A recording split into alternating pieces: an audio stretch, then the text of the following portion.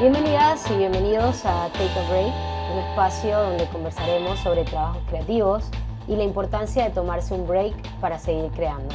Hoy conversaremos con Nikki Walsh. Ella es ilustradora, estudió animación 2D, 3D y recientemente ha lanzado diversos libros en los que resalta la cultura panameña. Soy seguidora de su trabajo y una de las cosas que admiro mucho es la capacidad de poder instruirnos sobre panameñismo de una manera muy creativa, muy diferente.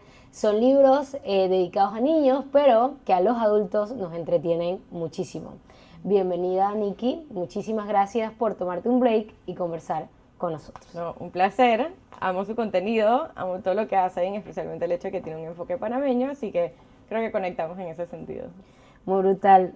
Algo de las cosas una de las cosas por las que quiero que arranquemos la conversación es cómo inicia el libro, el primero. El primero. ¿Cómo fue el primero? O sea, esa piedrita, ¿cómo la pusiste? ¿Cómo inicias? Bueno, interesantemente, yo soy ilustradora de libros de niños. O sea, Ok. anteriormente he trabajado con autoras, pues, la mayoría han sido mujeres, y se me acercan y dicen, oye, tengo esta idea, quiero ilustrar. Y yo los hacía en acuarela, o sea, le metía mucha mano en cuanto al arte y todo esto. Y yo, cuando tuve a mi hija, que ahorita tiene 1 año y medio, yo pensé en, oye, ya yo ilustro libros, quiero hacerle a ella como algo. O sea, quiero darle yo como este legado a mi hija de algo que yo he hecho. Y me puse a pensar y me puse a pensar y conecté en la idea de que mi hija es panameña. Me puse a buscar libros panameños. Me puse a buscar libros a ver qué existían, a ver si había algo. Chuleta, no existían, no había. Me tiré a, o sea, Grant Morrison, Y tú nada. sabes nada. O sea, no encontraba y no estaba buscando un libro sobre el canal, no estaba buscando un libro sobre Panamá la Vieja, ni geografía. Estaba buscando un libro cultural. Ey, esta pelada nació en Panamá, tiene raíces panameñas, quiero enseñarte a ti lo que significa realmente ser panameña. Y me tocó. O sea, no había. Y me tocó. Entonces, empecé por el primero que se llama Onomato Panameña. Eh, buena eso, buena. Onomato Panameña es un libro sobre sonidos panameños. Y la idea de este libro empezó porque en mi familia nosotros hablamos con muchos efectos y sonidos especiales. Okay. Dije, es que el man vino y me dice que whoosh, dice que paf, y yo decía, espérate, ¿cuántos sonidos puedo empezar a escribir para tener un libro? Primero que todo, ¿cuántas páginas tiene un libro de niños? 32. Ok, vamos a solucionar esto. Necesito sí o sí 29 sonidos. Onomato panameña son sonidos escritos, o sea, onomatopeyas panameñas. Y de ahí empecé a escribir, que si el chumbulún, que si el paletero tilintilín, que si cuando te traías, sacaban, dije, ay, quiero de fresa, no, hay de Nancy, y tú dices, guácala. En Panamá nosotros, o sea, tenemos una forma de hablar bastante divertida y emocional. 100%. Entonces, como ya yo ilustraba, yo decía, pero mis libros no quiero que se asimilen a lo que ya yo hacía antes, quiero tener un estilo totalmente diferente. Y también quería que fuera gracioso, o sea, quería que fuera un libro donde los niños conectaban y también, como tú acabas de decir, que los adultos también sentían como que, hey, me están hablando a mí. Creo, y esa es una de las cosas que más curiosidad me causa, de que este libro, en su momento, según lo que nos cuentas, estaba dedicado a tu hija, pero ha impactado a adultos, Adultos. ¿sabes? Porque genera como que te recuerdas de eso, porque al niño lo ve por primera vez y todavía conecta con la imagen, quizás, Exacto. pero el adulto conecta con el significado a dónde lo remonta esa palabra o ese sonido. Exactamente, por ejemplo, el chumbulún. Sí. El chumbulún es la palabra icónica para tirarse a la piscina. Totalmente. Aquí nada se dice que, ay, tírate y que splash. No, tírate chumbulún. Tiene que ser Tiene que chumbulún. ser. Y hay algo interesante pasando en estos libros con estas familias donde es un momento de compartir. Oye, ¿te acuerdas cuando nos fuimos de la abuelita? Oye, ¿te acuerdas cuando nos fuimos a aquella casa en Los Santos? O sea, y es reconectar con la nueva generación, reconectar con esos recuerdos y todo lo que uno vivió a través de un sonido. O sea, empezó como sonidos. 29 sonidos tiene este libro. Y de ahí me di cuenta que los panameños somos muy orgullosos de nuestra cultura, somos orgullosas de lo panameño. 100%. Y ahí me puse a pensar, ¿qué otras cosas curiosas tenemos en nuestro lenguaje, en nuestro vocabulario, en todo esto? Y de ahí surgió el libro número 2, que es el de refranameños. Lo interesante de los refranes panameños o las expresiones es que no todo lo que nosotros decimos es lo que nos referimos. Entonces yo me puse a pensar, dije, qué curioso sería si el libro, el dibujo es lo literal y le toca al adulto explicarle al niño o al extranjero qué significa. Okay. Ahora este es un libro que no se abre, dije, ay, lo encontré ahí, lo voy a abrir y lo voy a entender. O sea, esto viene con un poquito, todos los libros tienen una introducción Okay. que dice, hola, soy Nikki, soy de Panamá. O sea, siempre postulándome, sabiendo que estos libros, quién es la autora y de dónde vengo. Entonces ya viene con ese sentido de que viene de Panamá. Si alguien lo lee en México, si alguien lo lee en Perú, en Francia, dicen, ah, esta es Nikki, soy de Panamá. Ya entiendo, todo esto tiene que ver con la cultura panameña. Y ahí empieza a decir, ah, no, estos son de los refranes, dichos donde no todo lo que nosotros decimos es lo que nos referimos. Llega, Okay. dije, dale, vienes conmigo, dije, dale, pues. Ese libro, de vuelta, tenía un listado de 100. Y yo decía, ¿cuáles agarro? ¿Cuáles empiezo a meter para que sean como graciosas? Y yo me di cuenta que no todos son dibujables. Por ejemplo, dije, ojo al Cristo. Yo ¿Qué sí, pongo ahí? con una pepa y un Cristo adentro, no. Y de vuelta, lo que sí quiero dejar súper claro. Estos libros, el fin es sumamente positivo. Aquí tú no vas a ver, dizque el juega vivo, la maleantería. O sea, no, aquí yo no quiero en ningún momento poner nada despectivo ni negativo en nuestra cultura. O sea, que todo lo que yo he escogido, todas las imágenes, todos los dibujos, son graciosas, pero tienen un lado positivo. O sea, Entonces, sí, hay muchos refranes y muchos dichos y muchas palabras que son negativas. Entonces, ahí empecé a quitar. Todo Ya. lo que fuera relativamente vulgar o Se lo quita. que se quita. Y dos, empecé a ver cosas que fueron dibujables. Dije, en Panamá nosotros decimos, ah, es que eso queda a la altura del KFC, a la altura de.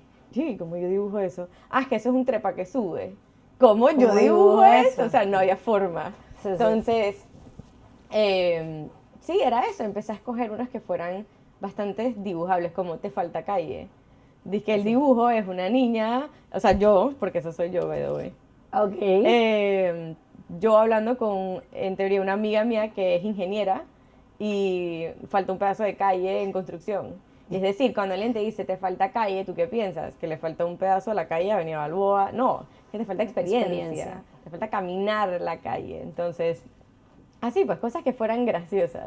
En algún momento de estos procesos creativos y este proceso de investigación, ¿sentiste que necesitabas tomarte como un break para poder seguir creando?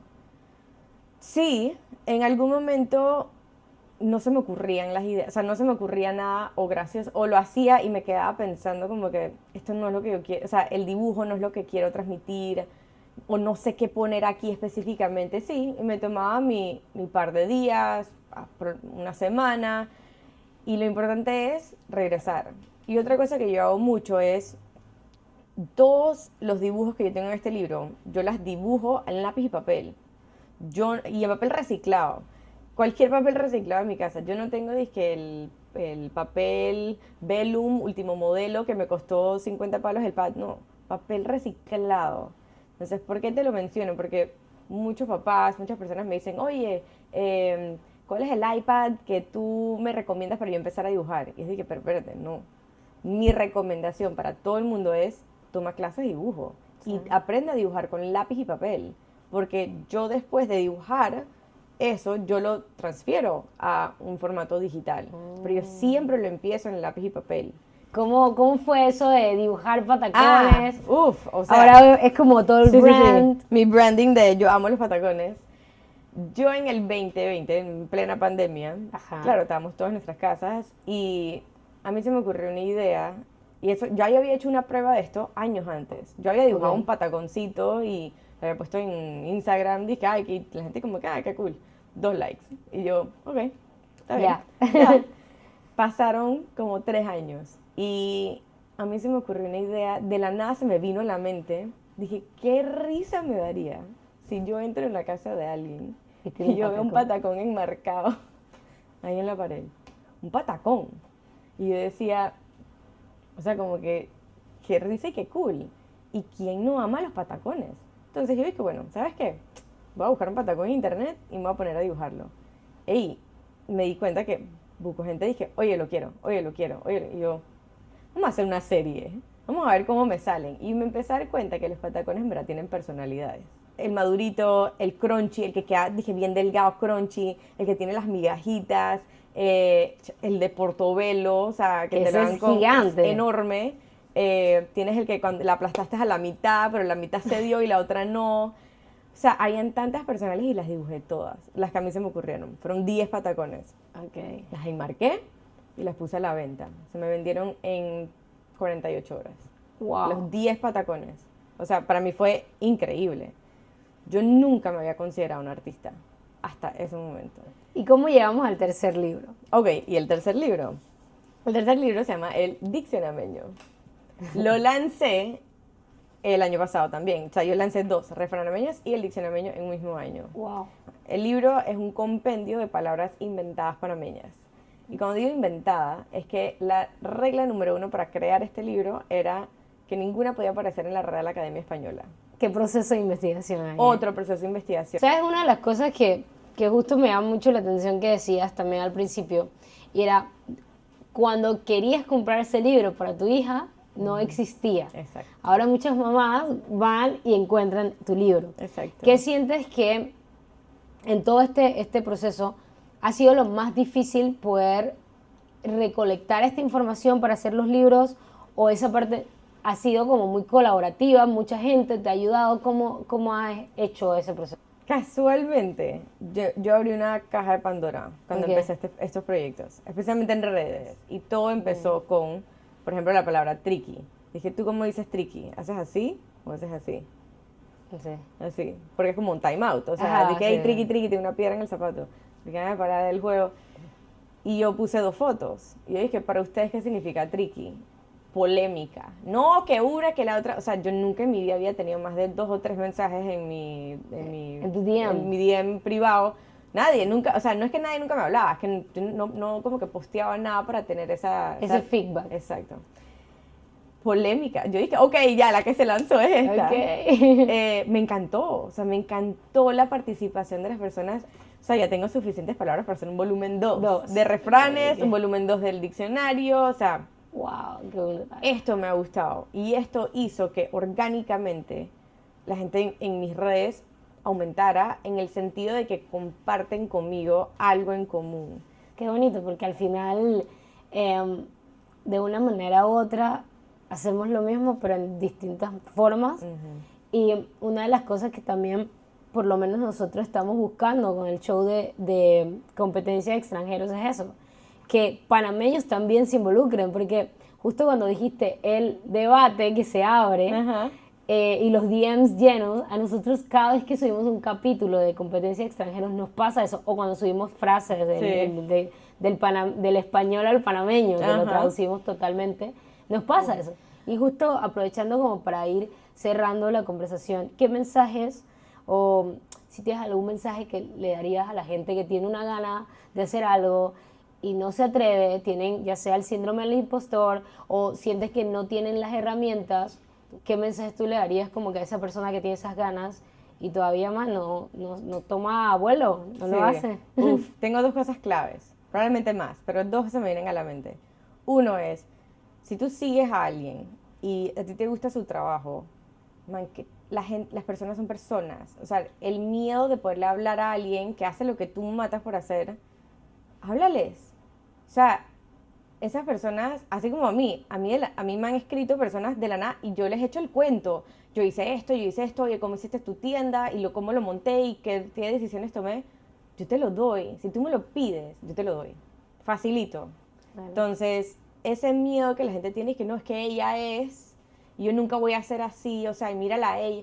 No, o sea, somos humanos, todos cometimos errores y acercarte a esas personas es lo más fácil de este mundo. O sea, hey, un mensaje te puede cambiar totalmente tu vida. Es no tener ese miedo de acercarte. Si alguien que quiere entrar en cine y te chatea, oye, Siempre estoy súper interesada en entrar en cine, ¿cuál tú recomiendas que es el primer paso? Échales el cuento. O sea, al final son personas que tú misma estuviste en esa posición. Entonces, porque eso a mí me acuerda cuando yo estaba en la escuela y yo decía, yo quiero estudiar animación digital, nadie me ayudó. O sea, Porque no habían tampoco no había. quizás. Entonces, sí, empecé a conocer, claro, yo sí tuve un mentor y lo amo y lo adoro, respect a Arturo de la Guardia. Él, él me ayudó en, oye, mira en esto, estas son las diferentes ramas que tú puedes tomar, pero antes era, dije, ¿cómo aplico? O sea, ¿qué necesita mi portafolio? No hay nadie. Entonces, Claro.